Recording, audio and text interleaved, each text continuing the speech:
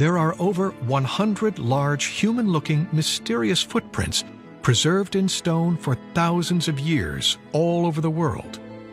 Is this possible physical proof of these legends? For example, you have the Bible. Just start at the Bible. In the beginning, the first book of Moses, 2 times some giants are mentioned. Everyone remembers the fight between David and Goliath. Goliath was a giant. This is a Bible story. The book of Eskimo, which is the mythology of the Eskimo, simply phrases at that time the giants were living on earth. The same thing in Egypt. They are clearly talking in the so-called pyramid text that some of the gods were giants compared to humans. Giants are in mythology actual living, practically in every ancient mythology. So why not in the United States? If this is true, how did all this evidence simply disappear?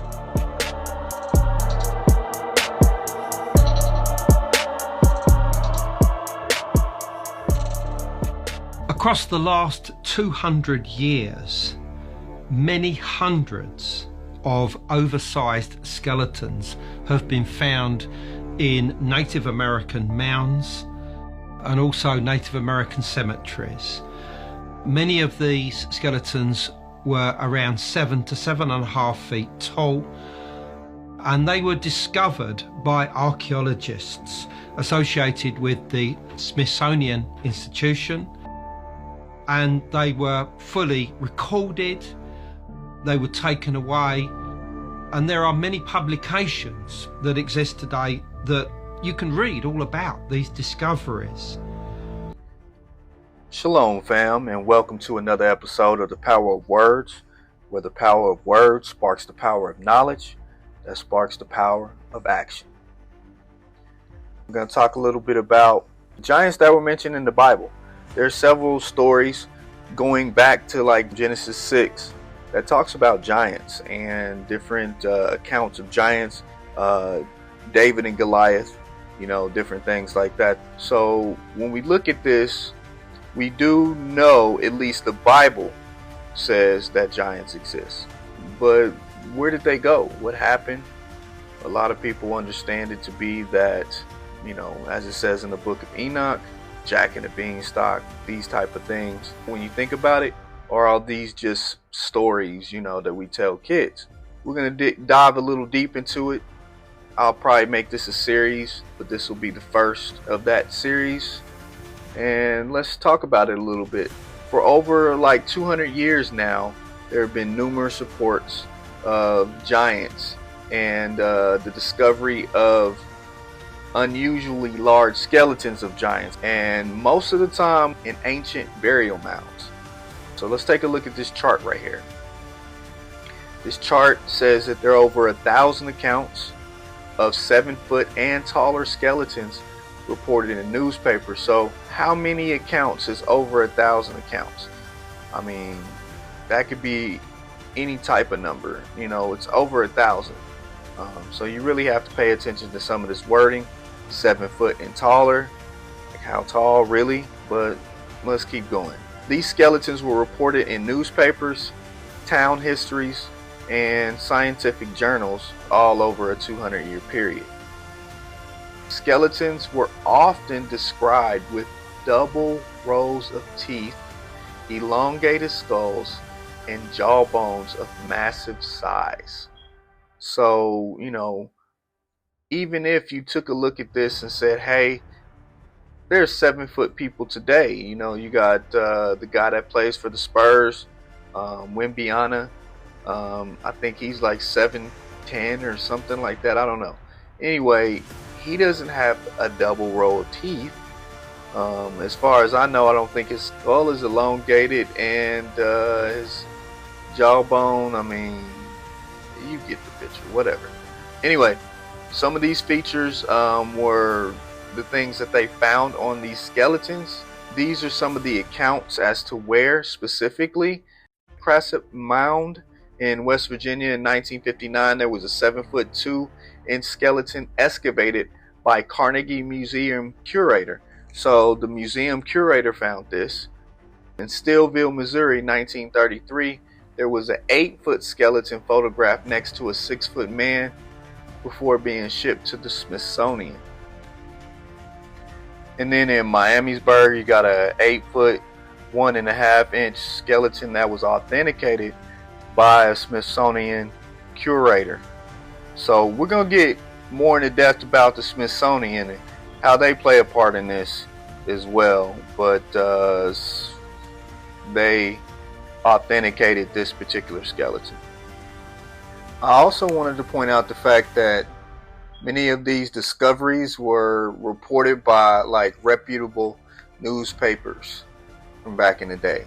So these wasn't just, tabloid newspapers or anything like that.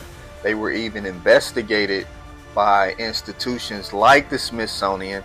Again, we're getting into them, which were recorded as having received such skeletons. So the Smithsonian received skeletons that we're talking about right now, although they deny it. So what are these giants and what happened to them? Well, firstly, we can say that all of these bones have now gone. Unfortunately, even though many of them were in the Smithsonian, they were repatriated the beginning of the 1990s as part of the NAGPRA law, the repatriation of Native American indigenous peoples' remains. So unfortunately, they've all gone from the museums and the institutions, so we can't look at them and study them today.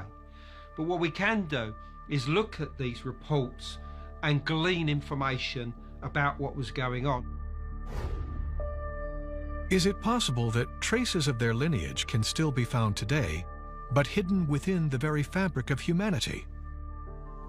On February 22, 1918, only 25 miles from Collinsville, average Illinoisan couple Harold and Addie Wadlow gave birth to a child who grew to become the tallest man in the world.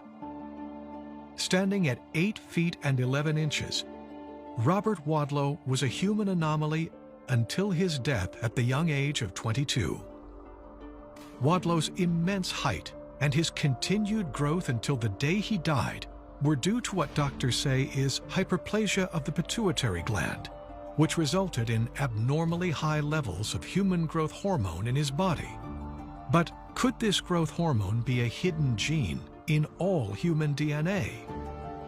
It was determined that he suffered from what's called hyperplasia or pituitary gigantism. A gigantism is something that occurs in most species, but it's on a very, very minute. And you're talking about like 0.0007% of each population ends up having a case of gigantism.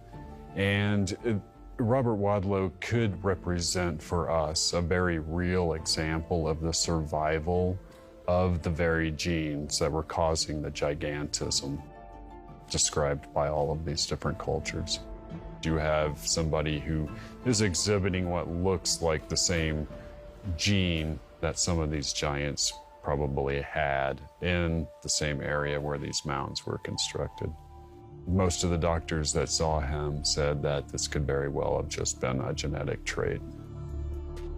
So this so-called debate continues only because they claim that the core physical evidence is missing.